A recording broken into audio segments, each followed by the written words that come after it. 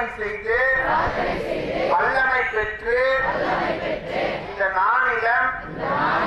பயன் பெறவும் நான் உழைத்து என்னால் என்ற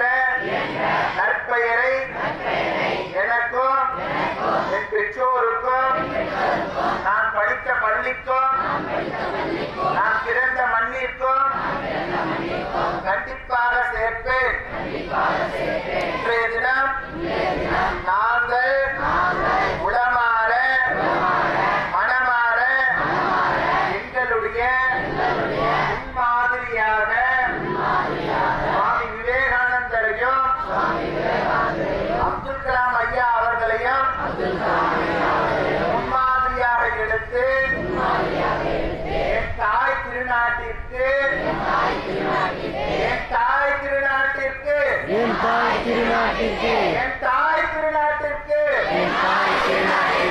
பாரத திருநாட்டிற்கு